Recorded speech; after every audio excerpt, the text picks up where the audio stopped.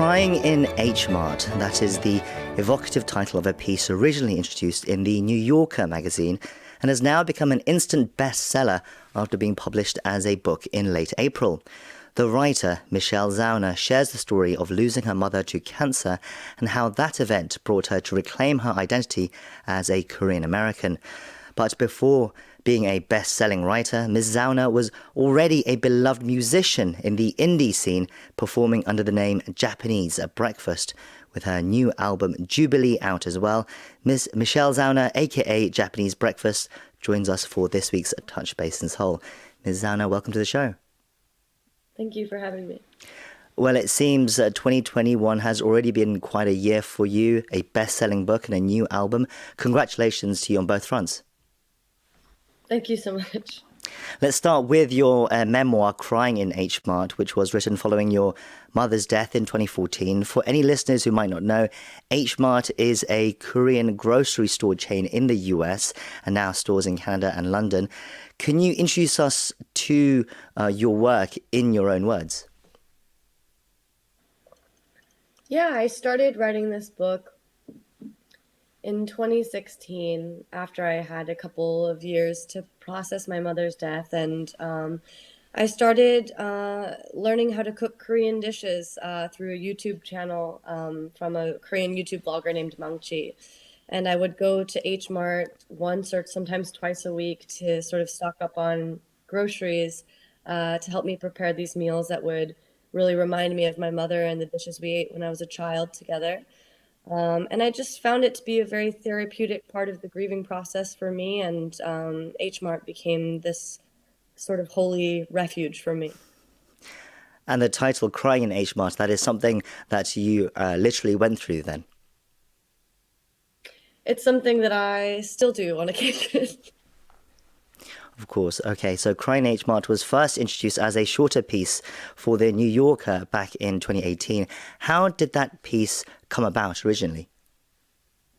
I think that it started maybe the second Christmas after my mother had passed away. And I found myself in the Elkins food court, which is just Philadelphia, sort of observing these different Korean immigrants eating at various tables, grandmothers and mothers and children, 3 generations eating together, an older man eating solongtang by himself, a couple sort of introducing each other to different dishes. And I just found it to be a really beautiful experience watching all these different people who have such a intense relationship with the grocery store, someplace that feels so mundane, I think, housing deeper meaning. As I said, you are a musician. You are a musician before, but had you written pieces like this in your life? Was it something new for you? I studied creative writing in college, but I studied mostly fiction writing, I think largely because I never wanted to write nonfiction because I felt like my identity was too complicated, that I would never be able to write a sort of universal story that people could relate to. Well, your story in the New Yorker quickly went viral, striking a chord with many readers, especially Korean Americans and the Korean diaspora, including myself as well. Did you think it would connect with so many people? I had no idea, and I think that's maybe why I was able to be so honest and vulnerable with that piece, is because it just felt so important to me that I didn't want anyone else at all, and that's why it felt so personal and honest and maybe made an impact on other people in some way. And then what was it like expanding that piece of writing into a book? It was a very long process. I actually went to Seoul a couple of times. I wrote most of it, or a lot of it, in 6 weeks in 2017 in a very, very cold winter in December and January, living in Hongdae for 6 weeks. And then I returned again in May of 2019, spent another 3 weeks of concentrated time writing again. But yeah, you know, I was writing a lot on tour also, in cars and in planes and in hotel rooms between sets, and it was just a 5-year process. You wrote about how growing up as a multiracial child with your mother being Korean and your father Caucasian, your mother and her food was the access point to your Korean heritage. What are some of the strongest memories you have with Korean food? Because my mother left Seoul when she was 30, I think that it was very much how she connected to her family that she had to be apart from for so Hmm. long. And so I just remember there was a real palpable excitement that she brought every time she sort of carted me around on errands to Korean grocery stores or every find a new Korean that would open up in our small town. And we used to visit every other summer for 6 weeks, where I would get to spend time with her family and try all of these dishes that she grew up with that she felt was really important, I think, to expose me to and learn about. I remember, you know, every time we went to Korea, my aunt would always say, you know, make a list of all the things that you want to eat.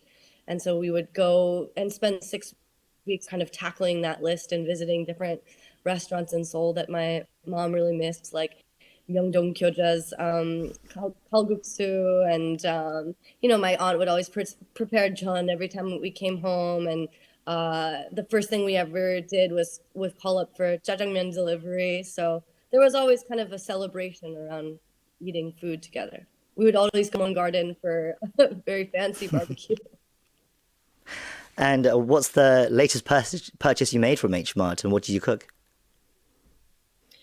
I made something a little bit strange. I made 골뱅이 muchim for the first time. Oh, Saw a wow. can of whelk there, and I never made it before. And there's a bar in Hongdae called 곱창 전골 that has 골뱅이 muchim, and my husband really likes it, so I made it for him with some drinking snacks to eat with some bottle of makgeolli. How do you think your mother would have reacted to your book and also the fact that you're making so much Korean food now? I think that she would think it was very weird.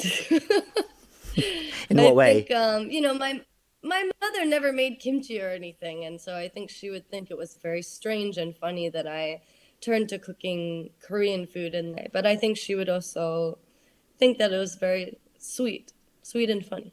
The book is a very personal memoir, but it also does deal with very universal emotions. What do you want people to take away from it? My favorite thing I feel that people have taken away from it is that they've seen parts of their relationship with their parents, particularly immigrant parents, where there's maybe not a lot of stories in the mainstream about this type of complicated, nuanced relationship and the sort of cultural divide being a first generation American kid and having an immigrant parent and the sort of tensions that can arise from that kind of upbringing. And my greatest hope is that kids will read this book and see the relationship with their parents and think, I should take mom out to lunch. Well, I'm sure that many readers will feel that way as well. It's a very moving work. Let's talk about yourself as a musician as well. We've been talking a lot about your Korean heritage and what that means for you. So, what's behind the moniker Japanese Breakfast?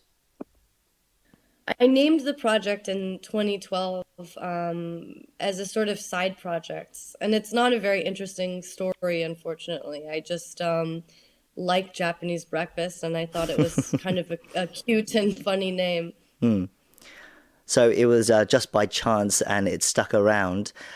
Your third and latest album, Jubilee, came out recently. What can you tell us about this album? I understand it's quite a departure from your previous first two albums. Yes, my first two records were also largely about losing my mother to cancer and grief and loss and trauma. And then after writing this whole book about that experience, I sort of felt like I had said everything I needed to say about that experience, and it was sort of time to tackle a new subject. And I felt like this theme of joy was the most surprising and unexpected thing to come from me as an artist. And so I wanted to give myself permission about joy. And yeah, just a new, different part of the human needs. So through the book and your previous two albums, it's led you to this path where you can make this third album, Jubilee, and that is your next step, I guess, in your career. What is next for you? I understand you are going on tour with the album. Do you have plans to continue writing as well? Yeah, I think that after writing this book, I've learned so much about this process of writing a book that I can't wait to sort of apply those lessons to the next one. I hope someday I can live in Seoul for a year and document my experience learning the language and becoming fluent in Korean. Hopefully, my Korean publisher, Moonhak Dongnae, will get me a visa to do that. So it seems definitely clearly that the Korean side of your heritage is something you want to continue to connect with.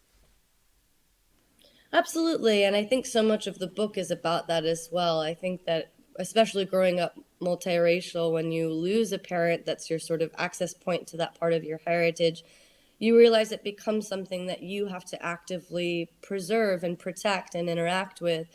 And so I always want to do that because it also makes me feel closer to my mother, even now that she's gone, and I know that she would be very proud of me for continuing with that education. Well, the book Crying in H Mart and the album Jubilee are both out and available now, and we've been speaking to Zauner, aka Japanese Breakfast, for Touch Base in Seoul. Ms. Zauner, it's been a pleasure to speak to you today. Thank you so much for having me.